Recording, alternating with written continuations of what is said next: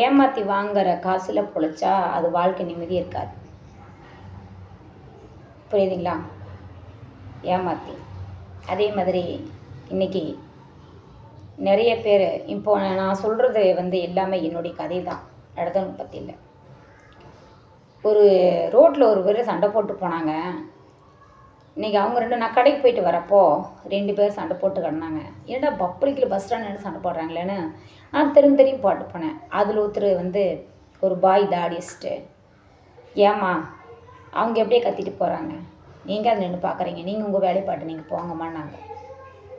காரணம் என்ன தெரியுங்களா? அவங்க தப்பு பண்ணாங்களா பண்ணலையாங்கிற நம்மளுக்கு தேவையில்லை, ஆண்டவனுக்கு தெரிஞ்சப்போ. ஒருத்தர் தவறாக இருக்கிறவங்களுக்கு மட்டும்தான், தவறு செய்கிறவங்களுக்கு மட்டும்தான் இன்றைக்கி நல்ல சர்டிஃபிகேட்ஸ் தராங்க நம்ம நாட்டில். கஷ்டப்பட்டு முன்னுக்கு பொழைக்கிறவங்களுக்கு குழந்தை கதி, புருஷன் கதி, வீடு கதி.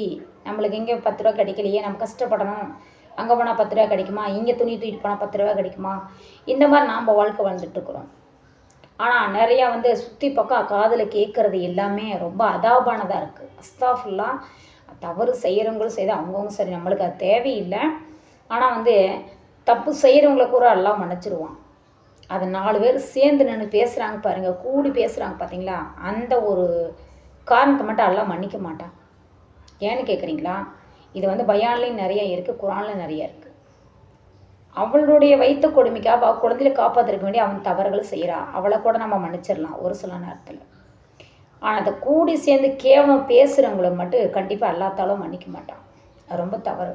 எவ்வளோக்கு எவ்வளோ நம்ம அடுத்தவங்களை கேவலமாக நினைக்கிறோமோ, கேவலமாக பேசுகிறோமோ, ஏழ்வு தாழ்மையை பேசுகிறோமோ, அது வரலையும் நம்மளுடைய வாழ்க்கை கண்டிப்பாக நிம்மதி இல்லாமல் போயிடும், சிறப்பாக இருக்காது, வீட்டில் உள்ள பருக்கத்து வெளியே போயிடும். என்னடா அனுபவத்தில் சொல்கிறேன், உண்மை. நான் ஒருத்தர் பேசினேன், நானே ஒத்துக்கிறேன். ஒருத்தர் இப்போ இல்லை, அது 10-15 வருஷத்துக்கு முன்னாடி.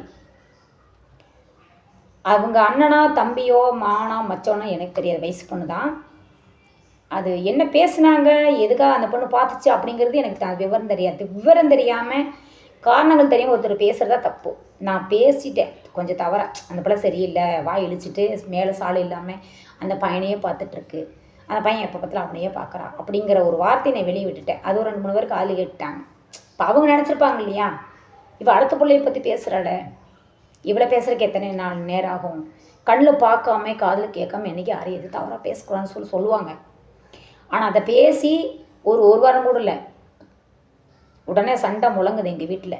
என்ன நான் நினச்ச ஒரு வார்த்தை விட்டதுக்கு அல்லாஹ்வுத்தாலா எனக்கு பெரிய தண்டனையே கொடுத்துட்டான். 10-15 வருஷத்துக்கு முன்னாடி 3 நாளாக நான் அப்படியே மவுத்து விடுமான்னு நினச்சி அழுதுகிட்டு இருந்தேன், வருத்தப்பட்ட தெரியுங்களா. அதுக்கு தான் சொல்கிறேன், யாரையுமே ஏழ்மையாக தாழ்மையாக கேவலமாக இறக்கிய ஏற்றமதாத்தான் பேசக்கூடாது. கண்ணில் பார்த்தாலும் சரி, காதில் கேட்டாலும் சரி. அல்லாஹ் இருக்கான், நாம் பதிலடி கொடுங்க அவசியம் இல்லை, படைச்சவன் பதிலடி கொடுப்பான். நாம் பெரிய ஜட்ஜ்மெண்ட்டு கிடையாது. யாரையுமே அனாவசியமாக மனசு நோக்கடைக்காதீங்க, உங்கள் வாழ்க்கை நிம்மதி கெடுத்துக்காதீங்க. புரியுதுங்களா?